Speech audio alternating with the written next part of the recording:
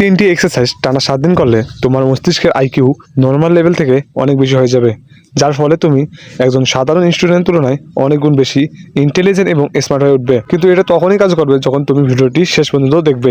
Number 1, এই এক্সারসাইজটি তোমার জন্য অস্বস্তিকর লাগবে, কারণ এটা এর মূল উদ্দেশ্য। এখন মন দিয়ে শোনো। প্রথমে মনে মনে 50 থেকে 1 পর্যন্ত উল্টো গোনা শুরু করো। এরপর তোমার বইয়ের যে কোনো একটি প্যারাগ্রাফ পড়ো এবং প্রতি 10 থেকে 15 সেকেন্ড পর পর হাততালি দাও। এতে তোমার মস্তিষ্ক কনফিউজ হয়ে যাবে, তুমি ভুল করবে, রিদম ভেঙে যাবে এবং বিরক্ত লাগবে।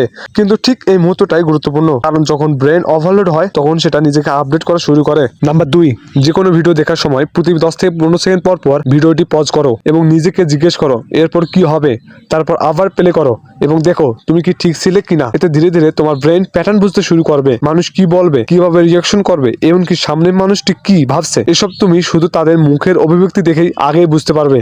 নাম্বার 3, প্রতিদিন 10 মিনিট চোখ বন্ধ করে তোমার জীবনের সবথেকে খারাপ পরিস্থিতি কল্পনা করো, যেমন পরীক্ষা ফেল করা, সবার সামনে অপমানিত হওয়া বা কোনো গুরুত্বপূর্ণ মুহূর্তে প্রত্যাখ্যান হওয়া। এবার সেই কল্পনাকে ভেঙে দিও না, বরং সেই পরিস্থিতির মধ্যেই নিজেকে জিজ্ঞেস করো এবং সিদ্ধান্ত নাও, যখন আমি ওই খারাপ পরিস্থিতিতে থাকবো তখন আমি কি করব। প্রথমে অস্বস্তি লাগবে, কিন্তু ধীরে ধীরে তোমার ব্রেন এই সব পরিস্থিতিকে স্বাভাবিক হিসেবে গ্রহণ করতে শুরু করবে। আর বাস্তব জীবনে যখন এই পরিস্থিতি আসবে তখন তুমি প্যানিক করবে না, তুমি আগেই প্রস্তুত থাকবে এবং তোমার মস্তিষ্ক প্রতিটি পরিস্থিতিতে আরো দ্রুত কাজ করবে। সবথেকে গুরুত্বপূর্ণ বিষয় হলো এই 3টি এক্সারসাইজ তোমাকে অস্বস্তিতে ফেলবে, তাই 90% মানুষ এগুলো চেষ্টা পর্যন্ত করবে না। কিন্তু যদি তুমি এই চ্যালেঞ্জটি টানা 7 দিন করতে পারো তাহলে তোমার মস্তিষ্কের আইকিউ লেভেল একজন সাধারণ মানুষের তুলনায় অনেক গুণ দ্রুত হয়ে যাবে। এখন সিদ্ধান্ত তোমার, হয় এই ভিডিওটি স্কিপ করে এখানে সব ভুলে যাও, অথবা এই চ্যানেলটি সাবস্ক্রাইব করে নিজেকে নীরবে আপগ্রেড করো।